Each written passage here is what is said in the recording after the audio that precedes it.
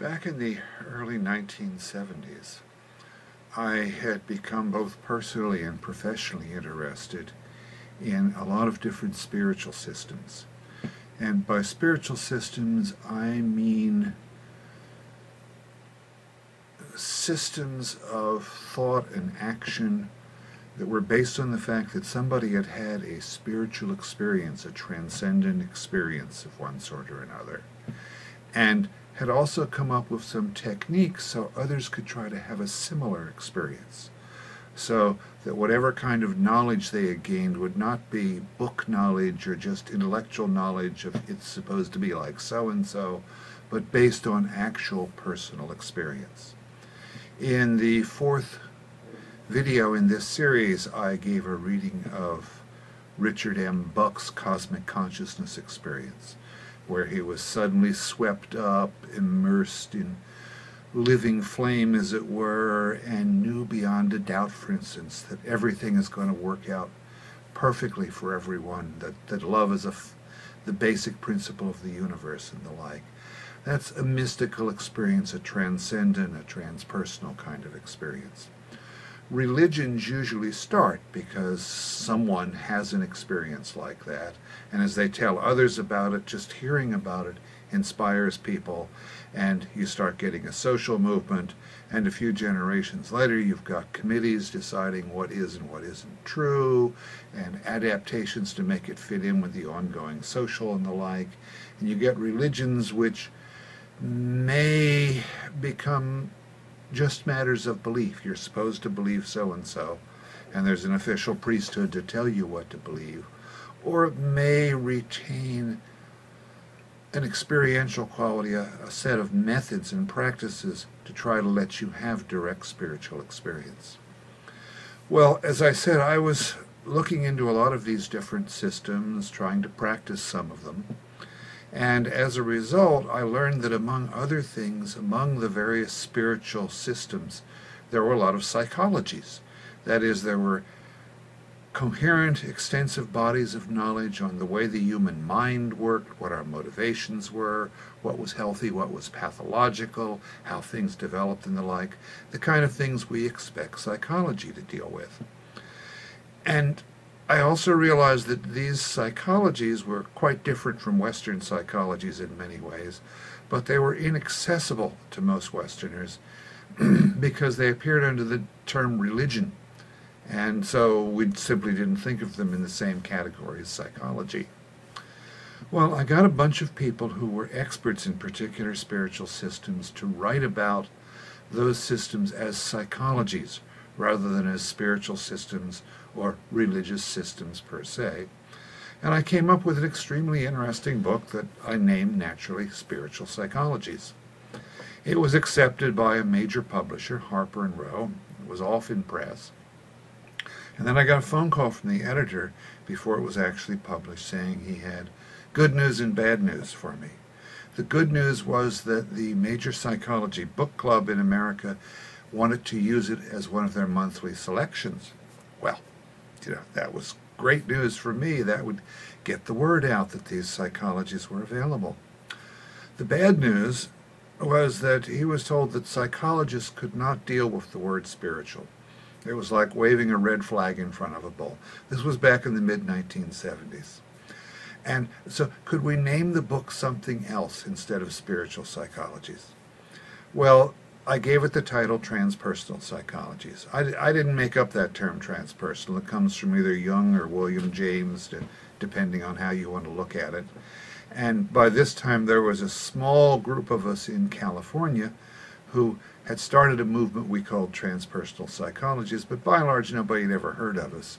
So it couldn't offend psychologists who were very prejudiced in a materialistic worldview because they'd never heard of it. So that was how the book Transpersonal Psychologies came about, and it was published back in 1975. This is the original hardback edition, and it stayed in print for quite a few times, eventually coming out as a paperback edition of Transpersonal Psychologies, and it's still available today.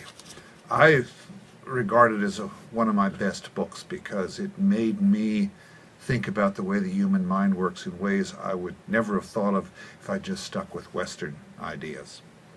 Well, the reason I'm giving you this background is that my colleagues and I at the Institute of Transpersonal Psychology have been having a lot of discussions lately on what is transpersonal psychology.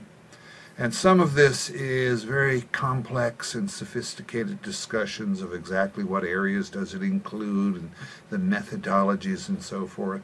But part of it that I think is more important in a way, since the word transpersonal is still not widely recognized, is what's the elevator definition? If somebody says, what do you do, what can you tell them in one or two sentences the time it takes for an elevator ride between floors? And you can tell them that trans means beyond, and so transpersonal is about experiences and ideas beyond our ordinary personal biological bound self, but that doesn't quite convey the essence of it.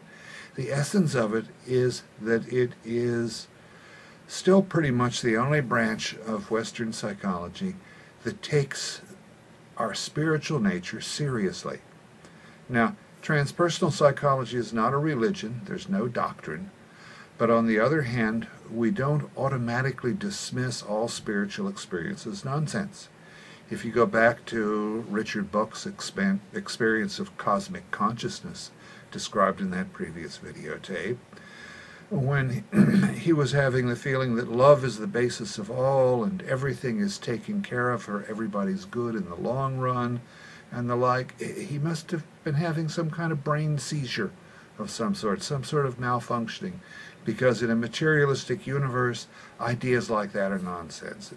The world is made up of objects that go bump with material forces, and that's the end of the story. The spiritual is all nonsense. It's what I talk about as dismissive materialism in my book, The End of Materialism. Transpersonal psychology doesn't simply say, right, everything that's ever been labeled spiritual or religious is true. There's a lot of nonsense there, of course, as in any area of human life. But there seems to be enough of a core of genuine, transcendent, transpersonal spiritual experiences there that they should be taken seriously and looked at and investigated with the methods of scholarship and science, not simply dismissed as you can't have anything spiritual. That's simply not the way the world is.